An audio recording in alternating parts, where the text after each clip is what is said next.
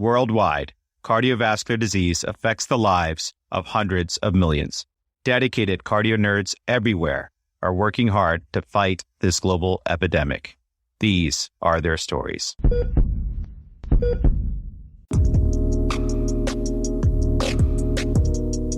Hey CardioNerds, welcome back to the CardioNerds Cardiac Critical Care Series, which is a multi-institutional collaboration made possible by contributions of stellar fellow leads and expert faculty from several programs led by series co-chairs Dr. Mark Belkin, Dr. Eunice Dugan, Dr. Karan Desai, and Dr. Yoav Karpanchev. In this episode, we will learn all about cardiac arrest and eCPR from CardioNerd Academy Fellow and University of Minnesota CardioNerd Ambassador Dr. Julie Power and faculty expert Dr. Jason Bartos. Stay with us. Friends, before we dive into this phenomenal episode, I'm thrilled to introduce one of our FIT trialists.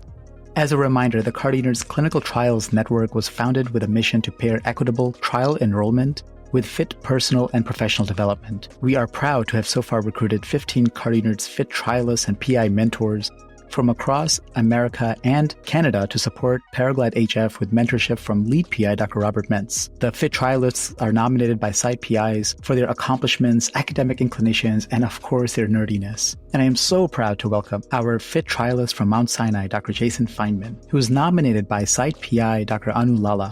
Jason, welcome to the CardioNerds family. Would you please introduce yourself and share what you're most excited about joining for this program? Thank you, and proud to be a member of it. So my name is Jason. I'm a current first-year cardiology fellow at Mount Sinai Hospital in New York. I was a medicine resident at Mount Sinai beforehand and did my medical school training at Rutgers in New Jersey. Currently very interested in pursuing a career in advanced heart failure and transplantation after general cardiology fellowship. It really is an incredible opportunity and honor to be involved with this group, to gain a better understanding of what goes into a randomized clinical trial. Being able to participate in it at a fellow level is something that I don't think a lot of individuals get an opportunity to do during their cardiology training. The resources that go into this is something that I did not understand as well prior to getting involved with this group. But even in our short time together thus far, being able to meet with Dr. Mentz and many of the other incredible PIs in this group,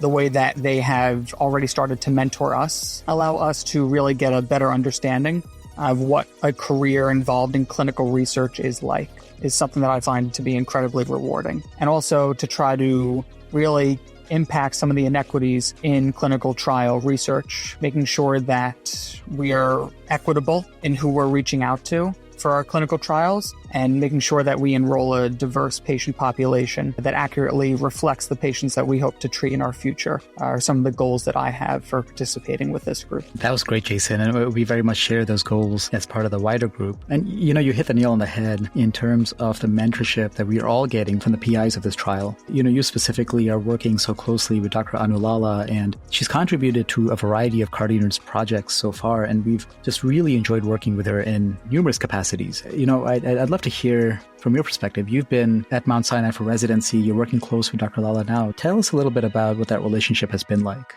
Dr. Lala is a huge mentor of mine and really is an inspiration, not just so for myself, but for all of the general cardiology fellows and advanced heart failure fellows as well. I certainly remember very early on in my medicine training, probably even before I was certain that I was going to go into cardiology, I was an intern on the cardiology service, and she was our attending for some of our heart failure patients. And the thing that struck me the most, besides certainly her clinical knowledge, the way that she carries herself, and now knowing her better, all of the incredible research that she's involved with on top of her clinical duties, is really the way that she gets to meet, know, and understand and interact with the patients that she is caring for. The way that she gets to know them on a personal level and understand what drives them, what their motivations are, and knowing that understanding what your patient's motivations are is really the way that you're going to be able to best impact their care. And a lot of the things that I saw from her drove me not only to cardiology, but to advanced heart failure as well. I've found that it's one of those fields that you get to really make a very strong impact in your patient's life and being able to follow them through longitudinally. There were patients that I saw when I was an intern in really extremis decompensated heart failure, and got to follow them through their advanced heart failure course, ultimately to either durable mechanical support and now ultimately transplantation, and seeing the positive impact that you're able to have, not just in a short period of time, but also to give them their livelihood back. Because certainly a lot of times we see these patients when they're in the hospital, but that's not where they want to spend their time. And getting to see them in the outpatient setting as well, the joy that they have being able to do just simple day-to-day things that the rest of us take for granted has really been an incredible opportunity. Yeah, thanks for sharing that, Jason. What a rewarding story to see, and the ways in which you can impact your patients are incredible. And what an amazing role model Dr. Lala is. We really are so privileged to have this opportunity to work with and learn from all of the Paraglide PIs. So Jason, thank you again so much for joining as a FIT trialist. We're thrilled to have you as part of the CardioNerds family and just very excited for the work we'll do together. I appreciate it, and I'm looking forward to everything that is to come. Jason, it was amazing meeting you. Special thank you to CardioNerds intern Shivani Reddy for the amazing audio editing for this episode. Remember, CardioNerds is an independently fellow-founded educational platform with a mission to democratize cardiovascular education. This podcast is not meant to be used for medical advice. The views expressed here do not reflect the opinions or policies of our employers. Be sure to collect free CME using the link in the episode description. And do be a nerd. Spread the word by rating and reviewing us on your favorite podcast app. And more importantly, by telling your friends, family, and colleagues about the show. And now, time to get nerdy. Hey, CardioNerds. My name is Yoav Karpinchev, and I'm a current third-year cardiology fellow at the University of Pennsylvania, and I'm one of the chairs of the CardioNerds Critical Care series. I'm excited to be here today with Amit Goyal and Daniel Ambinder, and it is our pleasure to bring you this installment of the series. In this episode, we will discuss cardiac arrest, post-arrest care, and eCPR. Today, we have CardioNerds Academy Fellow and Ambassador from the University of Minnesota, Dr. Julie Power, with us to discuss the topic. Julie is a third-year cardiology fellow and chief fellow, and she'll be training in interventional cardiology at the University of Minnesota next year. We're so happy to have you on this episode with us, Julie. Thanks, Yoav. What a delight to be here discussing a topic near and dear to me, not only as a future interventionalist, but also as a proud fellow at the University of Minnesota, with faculty that are pioneering management of cardiac arrest and eCPR through our Center for Resuscitation Medicine and Minnesota Mobile Resuscitation Consortium, as seen in the recently published arrest trial by our very own Drs. Yiannopoulos, Bartos, and Rabindran. I feel very lucky to be at a program with this exposure and even more excited to be here today to talk about it with the experts in the field. And on that note, it is my absolute pleasure to introduce an expert in this area, Dr. Jason Bartos. Dr. Bartos is a Minnesota native who earned his medical degree from Stanford University School of Medicine and completed internal medicine residency there as well. He moved to the University of Minnesota in 2012, where he completed fellowships in cardiovascular medicine, critical care cardiology, and interventional cardiology. He currently serves as critical care and interventional cardiology faculty. Dr. Bartos has earned multiple accolades as Lilly High Scholar for the Cardiovascular Division at the University of Minnesota, the AHCA and Resuscitation Science Symposium Young Investigator Award in 2015, 2017, and 2018, and the University of Minnesota Medical Center Cardiovascular Fellowship Teacher of the Year Award in 2018 and 2019. Welcome, Dr. Bartos. Thank you, Julie. And thank you, everybody, for having me. It's a great pleasure to be here nerding out with all of you about a subject that is very near and dear to my heart that I spend a lot of time thinking about. So looking forward to the discussion today, and thank you so much. So we are going to start with a case that Dr. Bartos and I managed together. We had a 37-year-old woman with a past medical history of hypertension and 20-pack-year history of nicotine dependence who presented to a local ER with anterior lateral STEMI. She had been short of breath at home and collapsed, where her family started CPR and called 911. EMS arrived and she was found to be in ventricular fibrillation. She was shocked once and ROSC was achieved. EKG at that time showed an anterolateral STEMI. She was brought to the ER and she was initially stable, but then began to complain of chest pain and shortness of breath. She deteriorated into VT and became unresponsive. CPR was started and she received 10 shocks. Given her refractory VT, the decision was made to place the patient on VA ECMO by our mobile ECMO team in the local ER. She then underwent cardiac cath with PCI to the proximal LAD. She was then transferred to the University of Minnesota Cardiac ICU and ECMO service. Wow, Julie, what an incredible and valiant effort by all of the teams involved in her care, and I really hope she pulls through. I'd love to hear more about your mobile ECMO unit. It sounds like an incredible service, but first, let's put her presentation into context. Unfortunately, she's not alone in what must have been a terrifying experience for her and her family. Friends, approximately 350,000 adults in the United States experienced out-of-hospital cardiac arrest in 2015. Only about 10% of these patients survived their initial hospitalization. The key drivers of successful resuscitation from out-of-hospital arrest are lay rescue cardiopulmonary resuscitation, or CPR, and public use of an automated external defibrillator, or AEDs, in the field. Survival rates from out-of-hospital arrest vary dramatically between U.S. regions and different EMS agencies. As one example, the eCPR program at the University of Minnesota has over a 40% survival rate in patients with out-of-hospital arrest and refractory VFib based on data published in the ARREST trial. Yeah, that's actually quite fascinating. And again, really excited to have people from University of Minnesota here with us today. Getting ROSC always feels like a small victory and gives us caregivers a ton of adrenaline. But we also know that it's really just the beginning of the patient's journey, especially if they just arrived to the hospital. After initial stabilization, care of critically ill post-arrest patients hinges on hemodynamic support, mechanical ventilation, temperature management, diagnosis and treatment of underlying causes, and diagnosis of treatment of seizures, vigilance for identification and treatment of infections, and management of the critically ill state of the patient. It's really tedious at times, but really important. Unfortunately, many out-of-hospital cardiac arrest patients will survive the initial event, but will eventually die because of neurological injuries. Thus, much of post-arrest care focuses on mitigating injury to the brain. Dr. Bartos, what are some of the tools that we have that can help mitigate neurological injury? Yeah, you all have touched on really critical aspects and multiple aspects of the post-arrest care for any patient with cardiac arrest.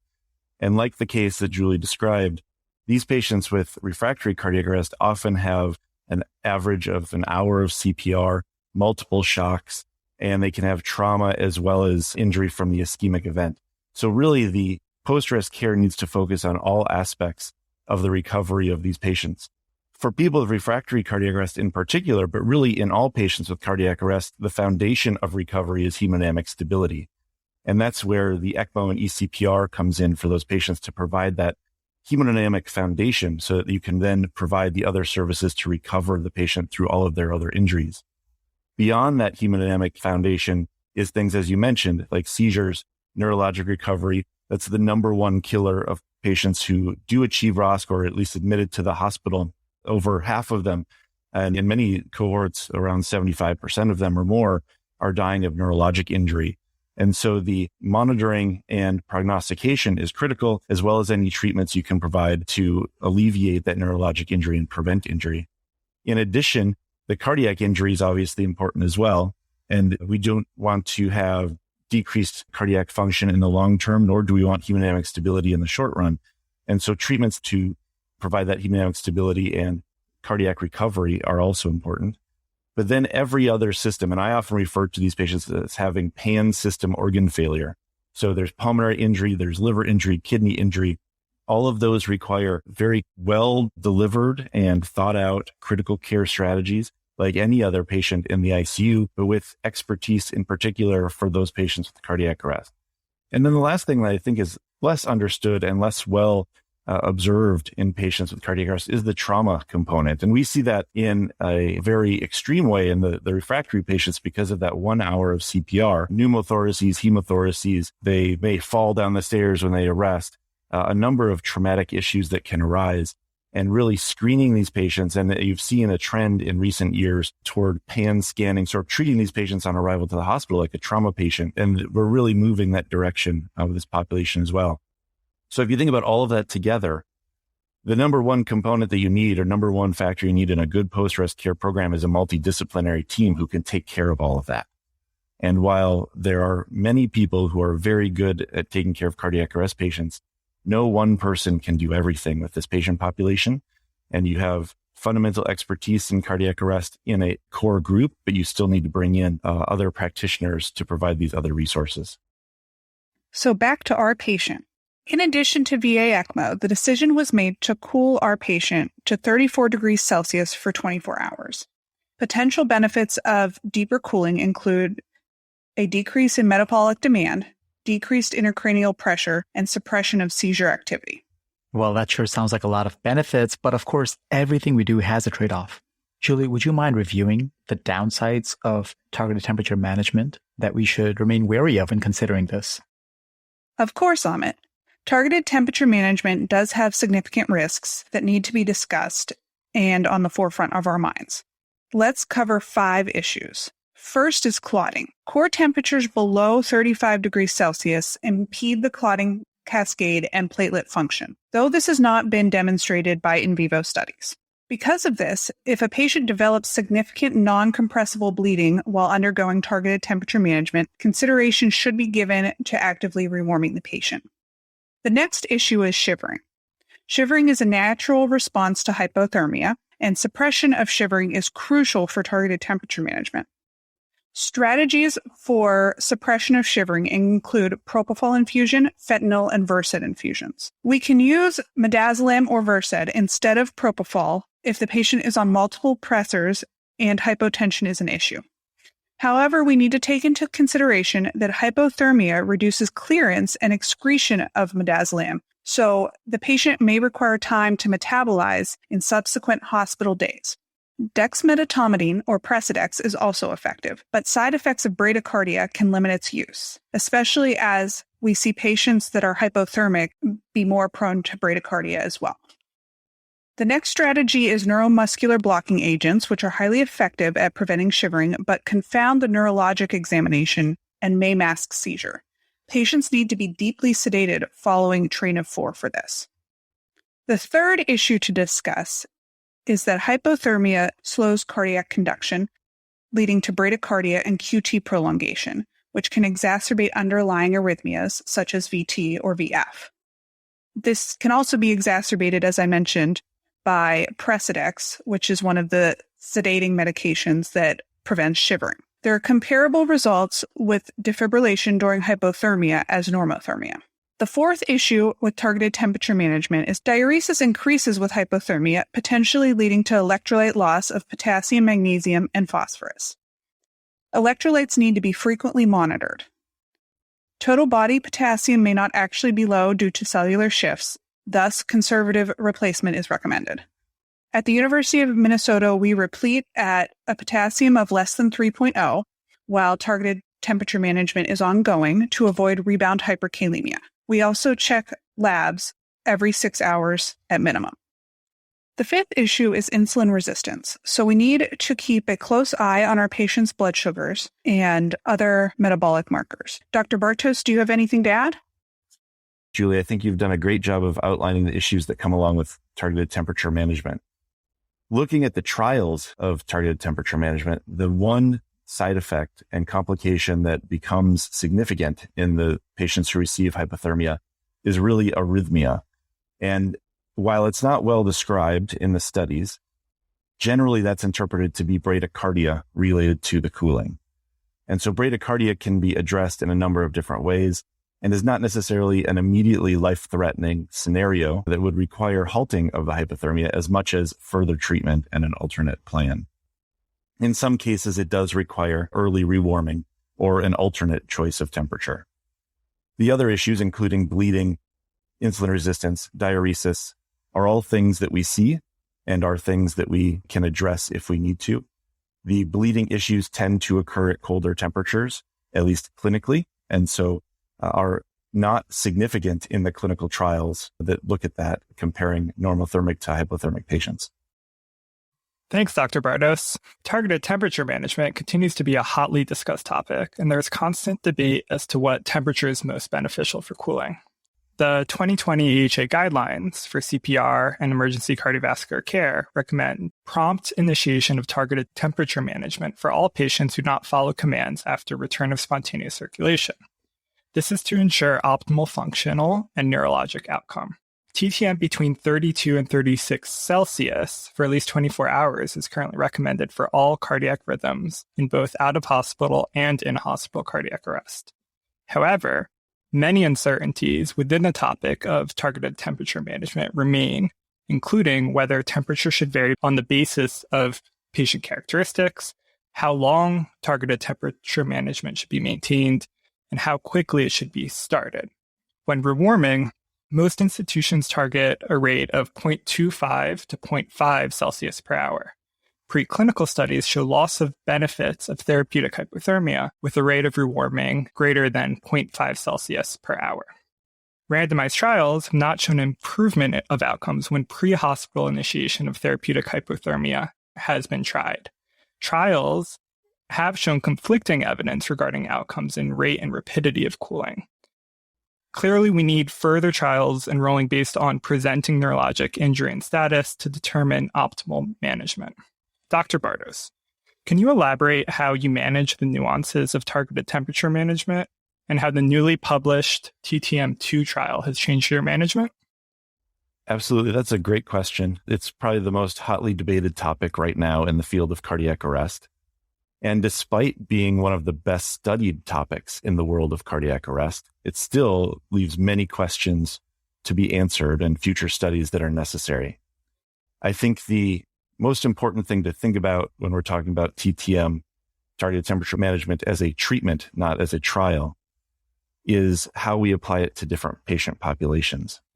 So the first thing I would point out is that the patient that Julie described here and our refractory cardiac arrest patients that receive eCPR, that's ECMO for CPR, are not included in these trials. These trials include patients who have ROSC in the field and generally exclude or do not have patients by virtue of that criteria that have eCPR.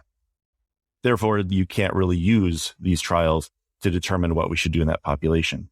But if we first consider the population that the trials are describing, the population with ROSC in the field with an average of around 25 minutes of CPR or a median of 25 minutes of CPR, a lactate of 6 to 7 on arrival to the hospital.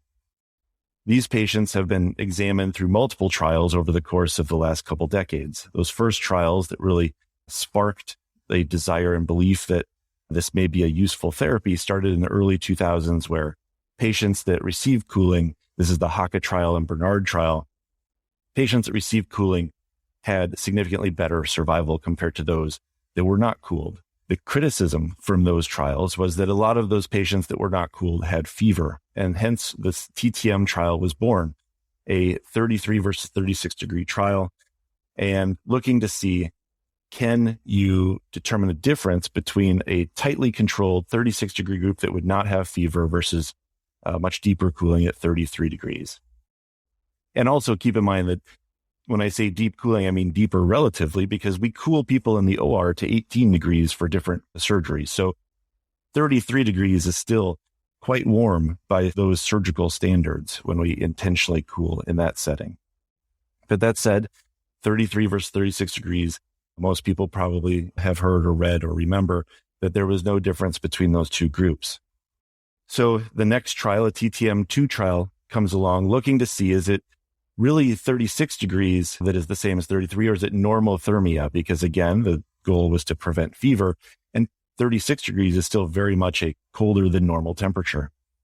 So they compared essentially in the TTM2 trial, 33 degrees to normothermia, and they delivered normothermia with aggressive fever management, with a cutoff that was early so that they would be treating aggressively fevers. But also we have to remember that a little over 40% of the patients in the normothermia group actually received cooling devices in the TTM2 trial to maintain that temperature.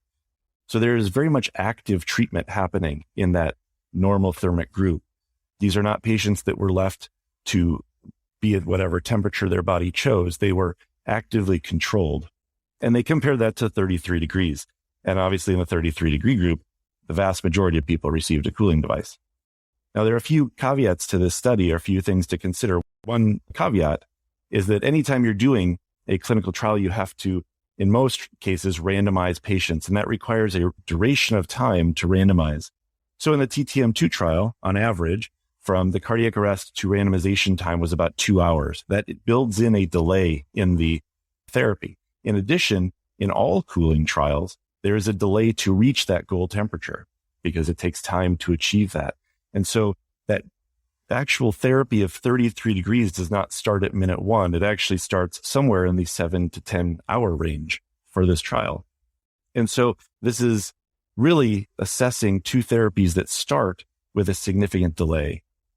In addition, one caveat to the normothermic group is that the patients were able to passively rewarm to that group. They were not actually warmed actively to normothermia. They passively rewarmed, meaning that if a patient's body was significantly injured and was not able to rewarm to that temperature, they would not. They would actually have a longer temperature or longer duration of time at a lower temperature.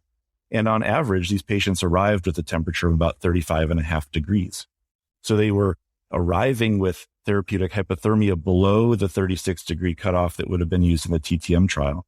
And they had that temperature for a period of hours, unless they were able to rewarm passively once randomized to the normothermic group, and then again compared to the cooled group. So what they showed in this trial is that effectively there was no difference in outcomes between those two groups. And that's an important finding. This is a well-done, well-developed trial with good evidence to back it up and to develop it. So this is a useful result for what we do in the world of post-cardiac arrest care. But it doesn't necessarily mean that we should be rewarming patients. In fact, it didn't test whether we should rewarm patients to normothermia and leave them there. The last thing I would just mention, and I touched on it a bit ago, was the complications of cooling. There were no significant complications of cooling other than the arrhythmia with potential hemodynamic compromise. And again, that may be bradycardia, but that is not well described in the trial. So we have to keep that in mind and worry about that in patients receiving hypothermia, but we don't necessarily know the full ramifications of that. So now if we take these results, again, suggesting that normothermia is sufficient in patients that are passively rewarmed to that temperature. Now we extrapolate that to the eCPR population with refractory cardiac arrest. And again, those patients were not included in this trial. So extrapolation is fraught with concern and some angst. That said, our patients on ECMO are by and large unable to passively rewarm. Their blood is circulated outside their body with the ECMO circuit. We can control the temperature using the ECMO circuit, so we can very efficiently cool and rewarm. But the rewarming process on the circuit is an active process. So again, that is not studied in this trial. In addition, our patients arrive with an average lactic acid around 12 to 14 after an hour of CPR. And so that is drastically different than the patient population in the study.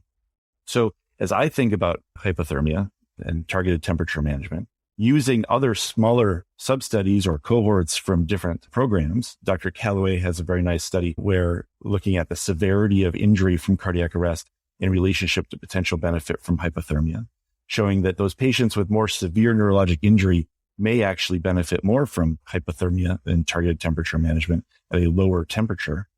Extrapolating that to our patients that have potentially very severe neurologic injury from a refractory cardiac arrest, I would suggest that if any population is going to benefit, it is probably ours, though well-designed studies are needed to really understand if there is a role for targeted temperature management in eCPR patients, but we still do not know the answer to that question. Well, thank you so much, Dr. Bartos. This is an ongoing area of heavy research, and it's just one of these fascinating sagas that continues to unfold.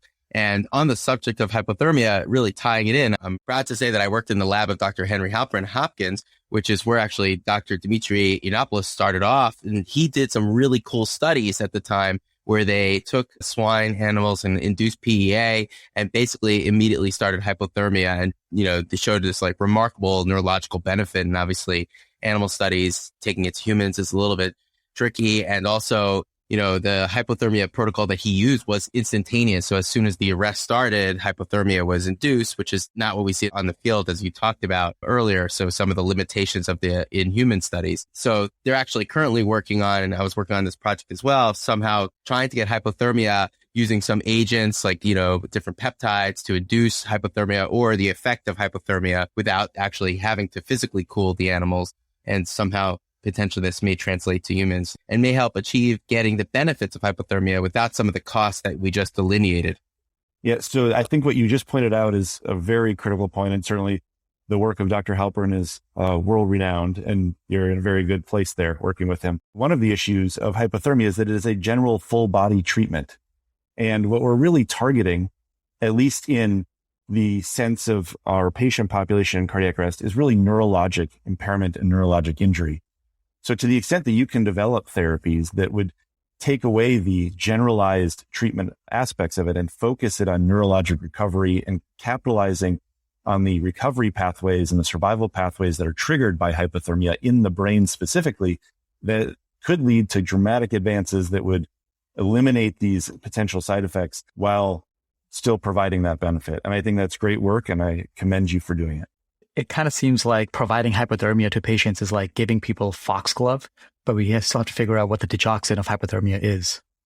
That's exactly right. I mean, it's really a course treatment that we in the state of Minnesota see for, it seems like 9 months a year, but at least maybe 6 months a year, where everybody's a little hypothermic for a period of time. But really, that's that course. You know, there are many miracle stories of people falling through the ice and being underwater, especially children, for hours, and they can recover and survive. And certainly, like I mentioned, we use very deep hypothermia in the OR for certain aortic cases. So these treatments exist and have existed as long as the earth has existed, at least to the extent that it could become cold. And the problem is that we've never really gotten to, despite many trials and many studies in animal models, preclinical studies, looking at the potential mechanisms. The mechanisms are so broad. There are multiple different pathways activated by hypothermia, and it takes a lot of effort to pin down which pathways and which specific molecular mechanisms are the critical mechanisms for the beneficial effects on hypothermia. And the chances are there are multiple that are actively protecting the cells at the same time. And we're going to need multiple agents to fully reproduce the benefits of hypothermia. But I guess the course and the effort is completely worth it in the long run if you can develop a therapy that would accomplish this task.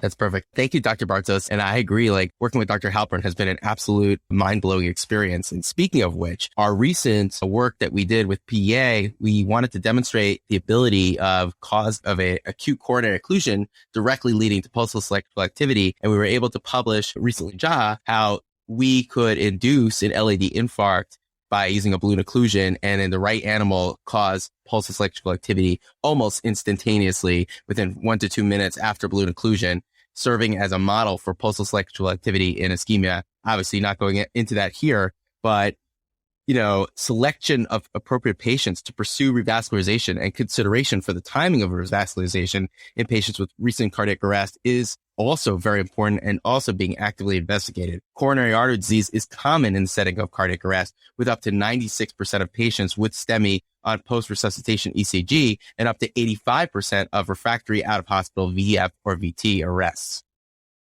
Yeah, for everyone, I definitely want to give a big shout out to Dan Ambinder et al. And, the last author, Dr. Henry Helpman, in JAWA, July 2021. And I remember for, months or years, how long it was that Dan was running into the lab to cannulate VA ECMO in pigs and balloon occlude and study all the effects of this. So, but I do think this is a really important project because a lot of us think, if it's a non-shockable rhythm, maybe it goes to the medical ICU. If it's a shockable rhythm, maybe it goes to the coronary, to the cath lab and the CCU. But, clearly that delineation is not fixed, and coronary ischemia is one of the H's and T's, of course. So a really important study there. And it's important to think about this because when significant CAD is observed during post-ROSC coronary angiography, revascularization can be achieved safely in most cases and generally improve survival. And further, successful PCI is associated with improved survival and neurological outcomes in multiple observational studies.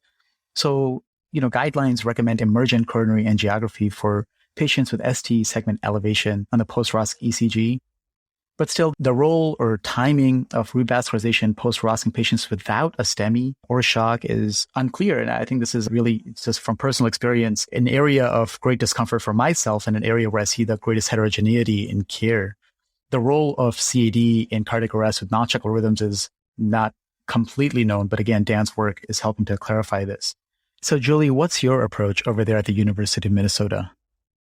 In our patients at the University of Minnesota, we typically place them on VA ECMO and then perform coronary angiogram and intervention if indicated once they are stabilized on the circuit.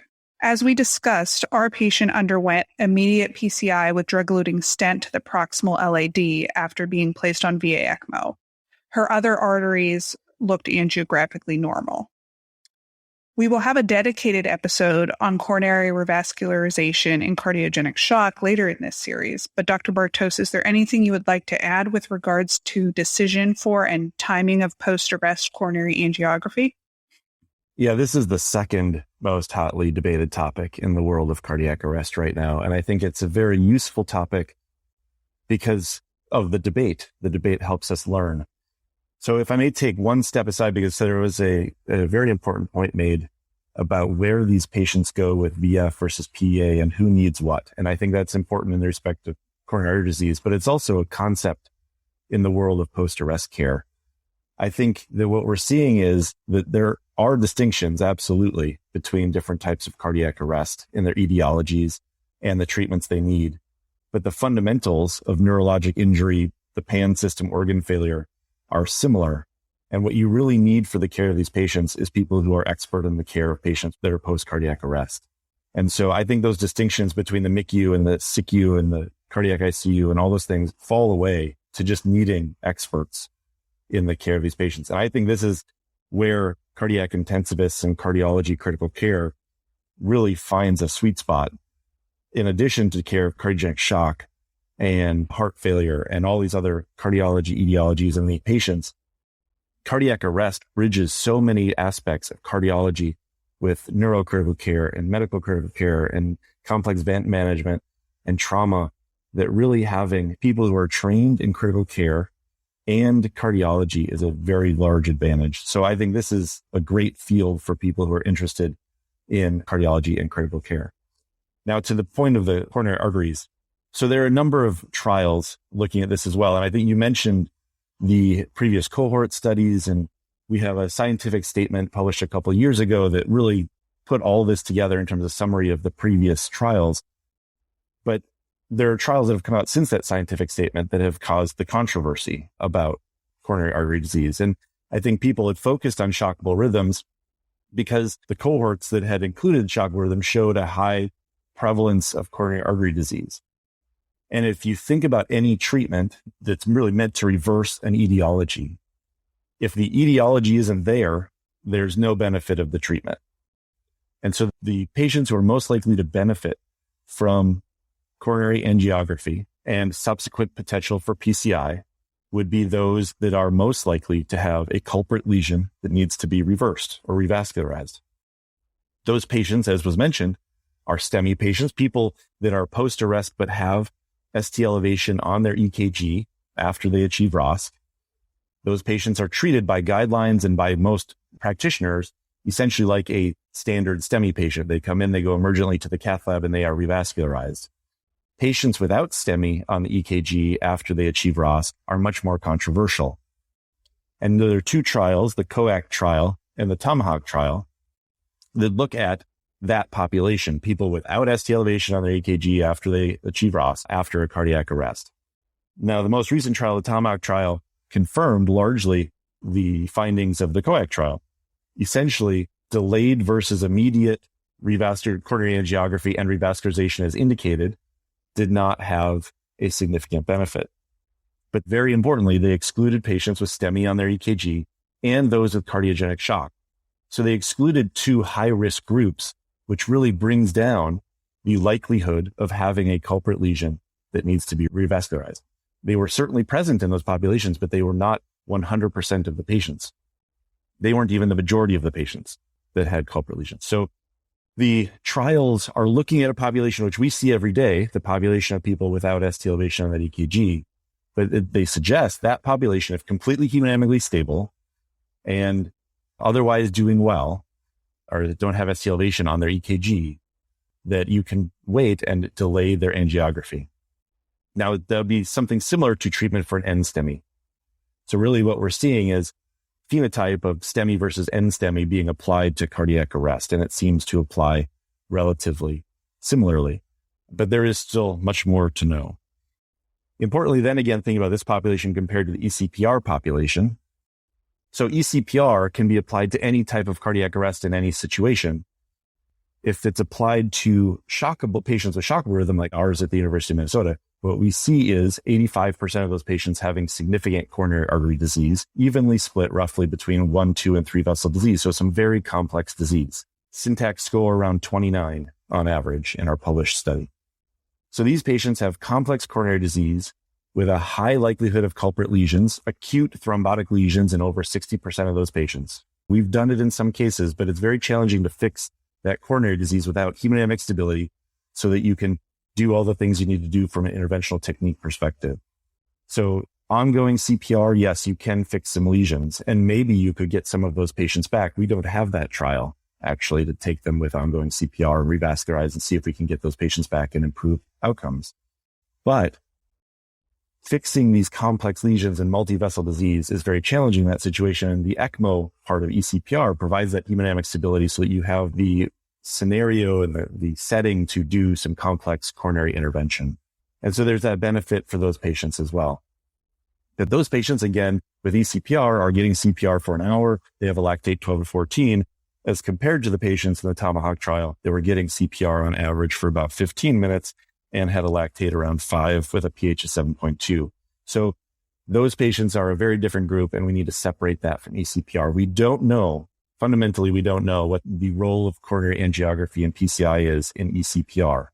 But as you mentioned, Julie, in our protocol, all of our patients that come in that have an underlying presenting shockable rhythm as part of our eCPR program are getting coronary angiography and PCI and a very high likelihood of having a lesion that we need to fix. So I think if we think again about eCPR population, I'm still a proponent that those patients, even without the data yet to demonstrate it, but no data contradicting the idea, I'm a proponent of those folks going directly to coronary angiography after you stabilize their hemodynamics and revascularizing what you can. Thanks so much for that, Dr. Bartos, and particularly that summary with the patients who have undergone eCPR and your encouragement to take them to the lab. It's very interesting to hear your perspective. Coronary angiography in this patient population in general is something that comes up almost every day in the cath lab, and there is so much to learn about how to guide us through the right therapy, the right intervention, and the right timing for our patients, particularly, as you mentioned, in patients without post-ROSC STEMI on ECG. But let's switch gears here. And in CardioNerds parlance, we know the eCPR to mean expert CardioNerd perspective and review. And those go along beautifully with our case report series. But now we're going to be focusing on the eCPR that the rest of the world uses. And that's VA ECMO with patients who required CPR. So let's discuss the physiologic basis of eCPR and the recent data supporting its use, given that the recently published ARREST trial is out from the University of Minnesota by Dr. Dimitri Yiannopoulos, you yourself, Dr. Jason Bartos, and Dr. Ganesh Ravindran. eCPR has been at the U for 5 years, and the ARREST trial is the first RCT of eCPR published in The Lancet in November 2020. The trial is quite impressive, both in its apt naming and encouraging results. Julie, would you mind reviewing the trial here since it happened right in your backyard? With pleasure, Dan. The ARREST trial is a landmark trial out of the University of Minnesota. The trial enrolled 30 out-of-hospital cardiac arrest patients with refractory VT or VF, defined as 3 failed shocks in the field, and ongoing CPR, and randomized them to usual ACLS versus VA ECMO placement in the University of Minnesota cath lab and subsequent coronary angiogram. All patients received CPR with a Lucas device. The plan was for 77 patients in the trial total. However, after first analysis, the trial was stopped early due to reaching pre-specified benefit points. The results were pretty dramatic. There was a large improvement in the primary outcome of survival to hospital discharge, 43% in the VA ECMO arm versus 7% in the ACLS only arm. Survival to 3 and 6 months was also better in the VA ECMO CPR group, 43% versus 0% in the ACLS usual arm, p-value of 0.006. Based on this study, we should start thinking about advanced mechanical support in cardiac arrest if the patient has greater than 3 shocks and there is still no perfusing rhythm, or if there is greater than 15 to 20 minutes of ongoing CPR. The likelihood of ROSC in the field drops significantly after 20 to 25 minutes, at which point VA ECMO should be considered. The biggest predictor of outcome in cardiac arrest is time. Based on a CIRC study published out of the University of Minnesota in 2020, out-of-hospital cardiac arrest brought to the University of Minnesota cath lab within 30 minutes of their cardiac arrest had a greater than 90% chance of survival. Patient survival rates drop dramatically over elapsed time. All eCPR patients brought to the University of Minnesota within 20 to 29 minutes of CPR survived with neurologically favorable status. If ECMO is placed greater than 90 minutes after arrest, survival is poor. approximately only 10 to 15% survival rate. In conclusion, eCPR is associated with improved neurologically favorable survival at all CPR durations less than 60 minutes, despite severe progressive metabolic derangement. However, CPR duration remains a critical determinant of survival. Dr. Bartos, I think in a previous podcast, you had mentioned an odds ratio of 21 in favor of ECMO and eCPR, and the fact that you suspected the entire resuscitation pathway and not just ECMO. Is there anything you would like to add here? I think what you point out there is really important, which is that all of our results, both in the ARREST trial and in our previously published cohorts, are in the system of eCPR. ECMO itself, the machine, does a great job of providing hemodynamic stability. And it provides the foundation on which you can build the rest of treatment and care. It does not replace any other portion of the care pathway. So if you think about the chain of survival as starting with recognition of a cardiac arrest, then activation of 911, all of the pre-hospital care, ACLS, and rapid delivery to the hospital, and then post-arrest care, including cath lab and ICU care, ECMO is now a piece with the ARREST trial results. ECMO is now a link in that chain, but the rest of the chain is still absolutely critical. And it is important to keep in mind that part of the building of an eCPR program is the strengthening of all of those other links, because these patients are the sickest of the cardiac arrest patients who are already an incredibly sick population. If the links in the chain did not do well or failed in certain circumstances with previous populations where they achieved ROSC in the field, they will only become more apparent when you're dealing with a refractory arrest patient. So it is really important and incumbent upon everybody involved in the program to reach out to the pre-hospital side, to stay connected to the in-hospital side and the post-arrest care and even the clinic to make sure that the entire continuum of care is established and reinforced for these patients.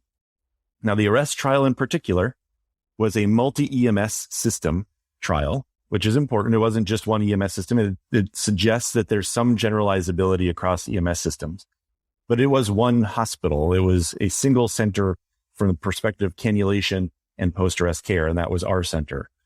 And so generalizability is important. I think the system we built at the University of Minnesota can be exported. Other people can build our system. There's nothing magical about the ground that the University of Minnesota is built on. However, it needs to be built intentionally, and every system in every state and every city will have unique circumstances that require some customization of that system to ensure the best outcomes for their patients, to build it into their logistical circumstances.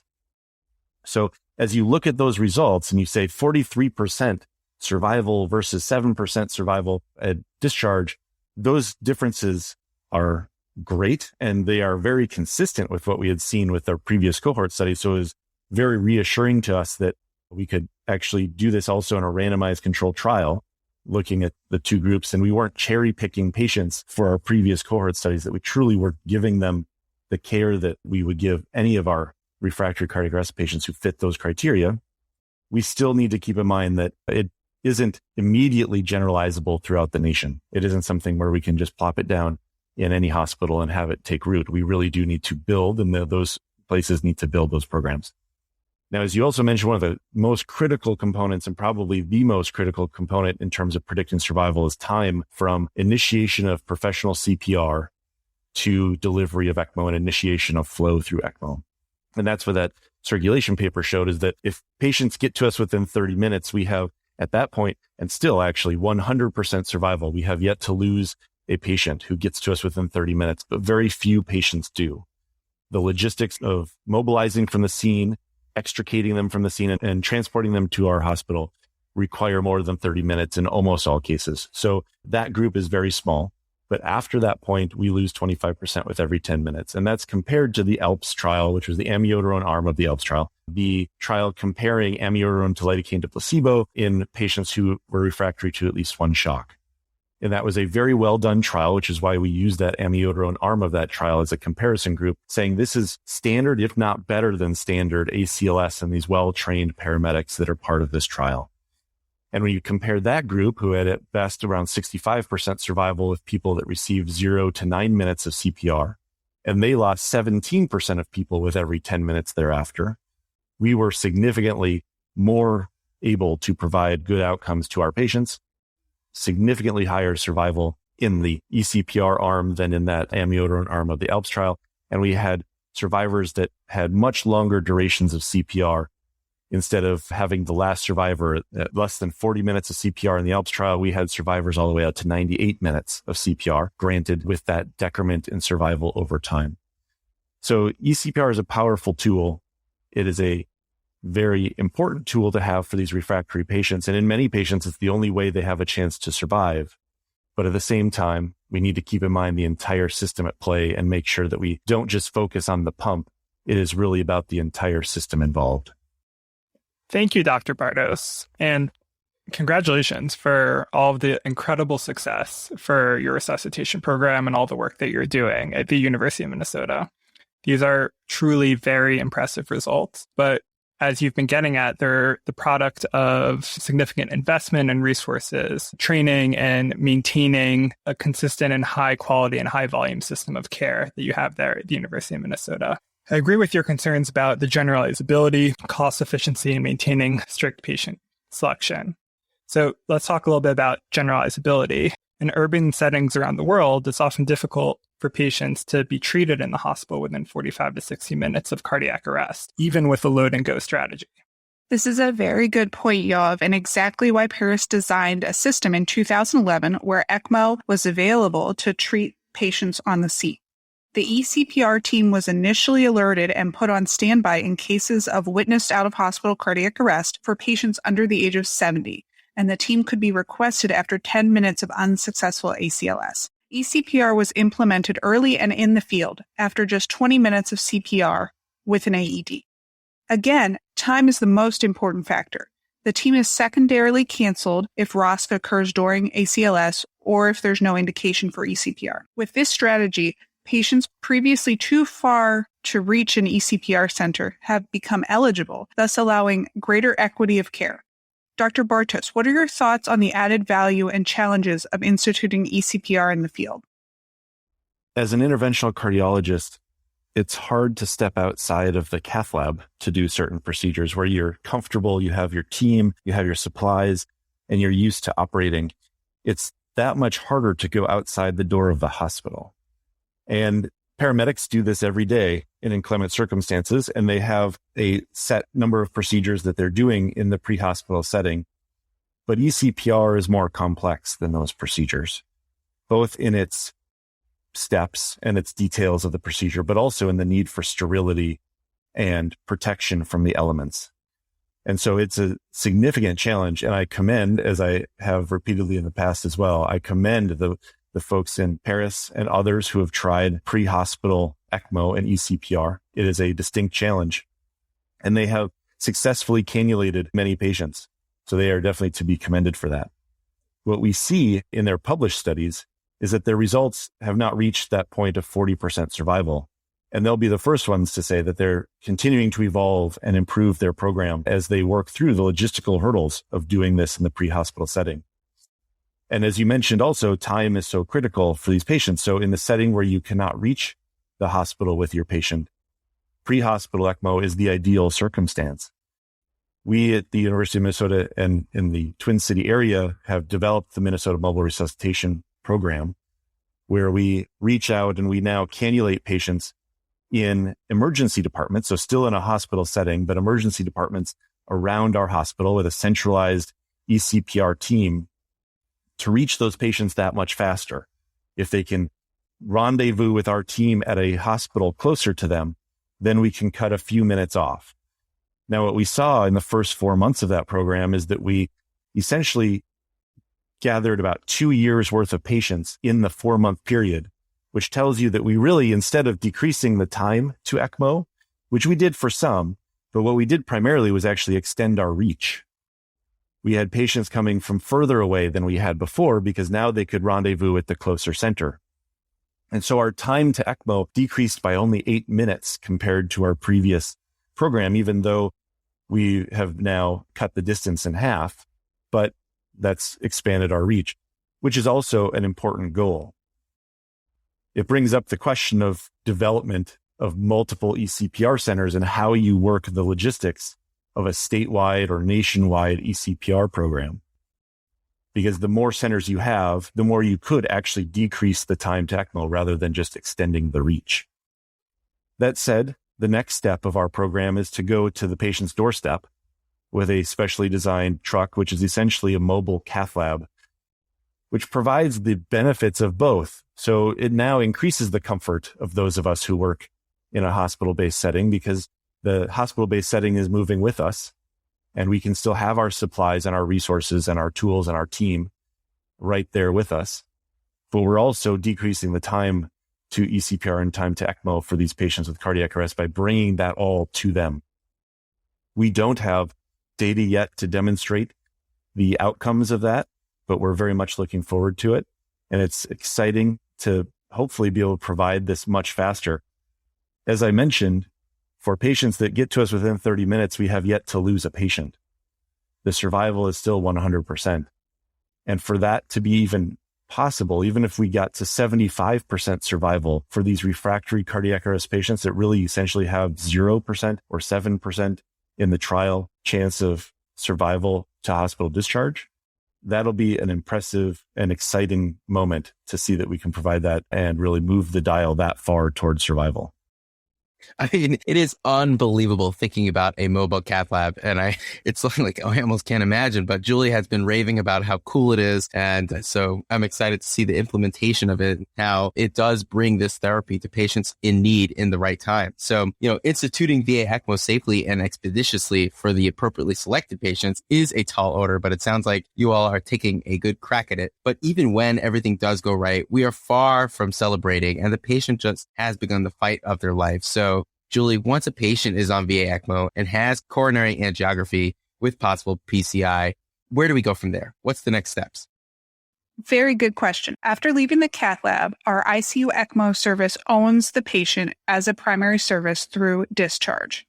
The patients undergo pan-CT scan, head, chest, abdomen, pelvis, cooling, rewarming, continuous video EEG, and broad-spectrum antibiotics, as aspiration during peri-arrest is common.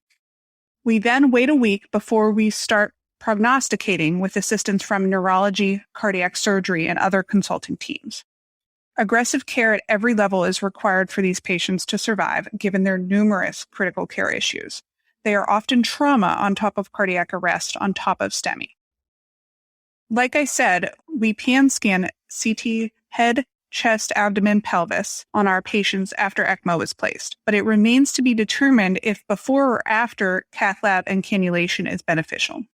Pan-scanning our patients helps identify trauma like pneumoperitoneum or pneumothorax, etc., and trauma from CPR, inotropes, pressors all suggest poor prognosis. And often care is arguably withdrawn too early as patients do poorly on an eyeball test. These patients, again, require an aggressive team willing to see them through this period. Dr. Bartos, anything to add? Yeah, I think that's a great point and a good delineation of the sort of pathway that these patients go through. Fundamentally, still to this day with post-cardiac arrest patients, the most common cause of death is withdrawal of care in the ICU. And it's entirely possible that the vast majority of those patients have a very legitimate reason for withdrawal of care. But the concern is that some of that withdrawal may happen early. And by early, I mean before the patient has a chance to demonstrate that they may be a survivor. The issue is that we don't know how long that is. And so as you mentioned, Julie, we have, for our program, instituted a 1-week rule effectively, where we wait at least a week before we start prognosticating and before we start telling the family whether things look good or bad. It doesn't mean that we don't talk to families, and it doesn't mean that we don't share results with them. We certainly do. And if the family came to us and said, or the surrogate decision maker, doesn't have to be family, the surrogate decision maker came to us and said that the patient never would want this and they would want it to stop, then obviously we do.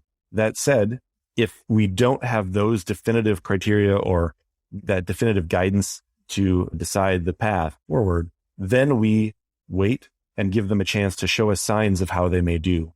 There is hope from our data that we may be able to describe earlier neuroprognostication criteria that we can use to provide guidance to families and probably stop care earlier in certain cases where certain devastating or clear markers of injury and catastrophic injury have occurred.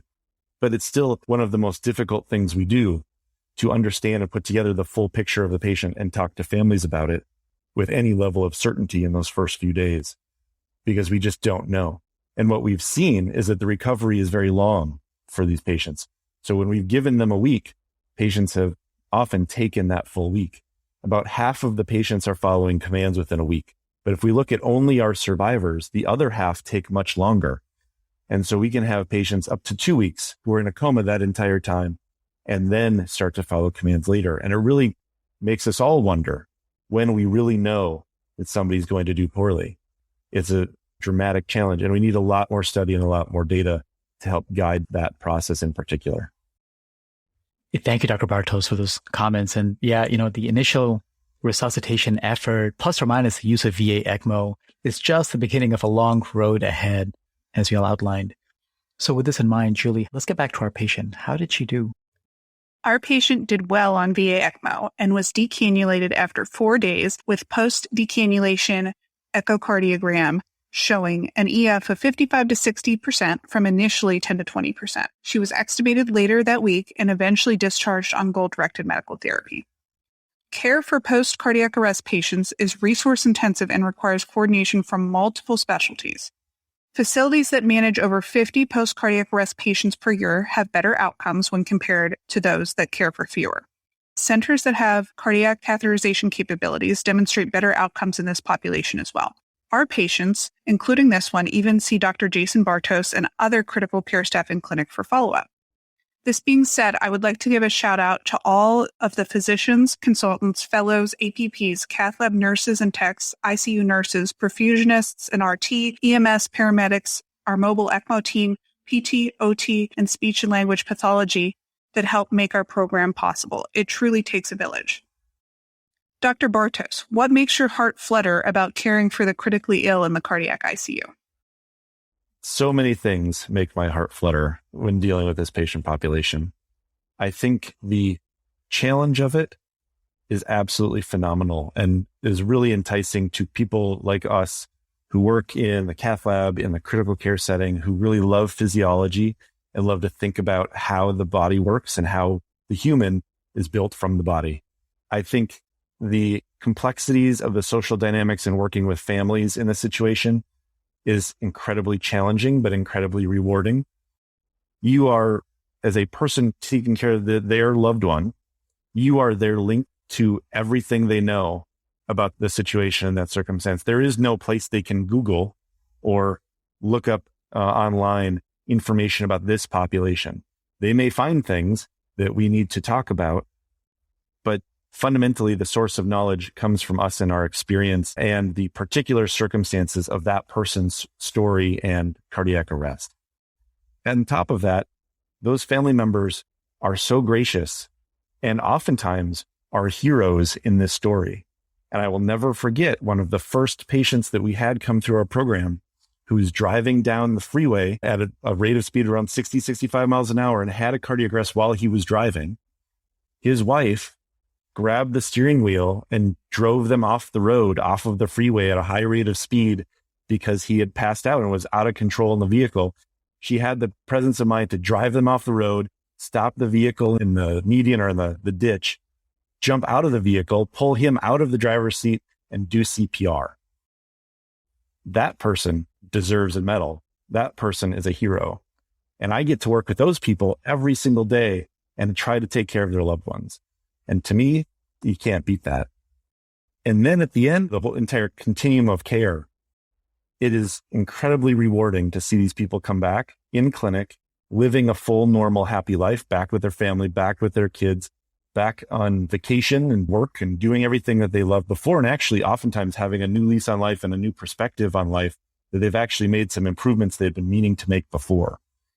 So in some ways, and in some people, not everybody, but in some people, their cardiac arrest drastically improved their life by giving them this perspective that they needed to sort of get on the ball and actually do some of the things they had been meaning to do.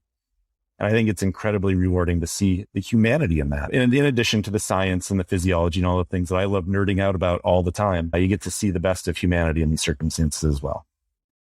Thank you so much, Dr. Bartos. That patient's family member truly is a hero. And I think the case that Julie and you presented really highlights the amazing work that you're doing at University of Minnesota, the day-to-day care, but also the bigger picture and the research that's really driving the field forward. Today, we learned so much about cardiac arrest, post-arrest care, and eCPR. This patient's a great example of the potential and the future of the field. And I just wanted to thank you again for joining us here. It's very much my pleasure. Thank you so much for having me. It was a great discussion, and I really appreciate it. I'd just like to add for the CardioNerds that no animals were harmed in the production of this podcast. Thanks, Zavit.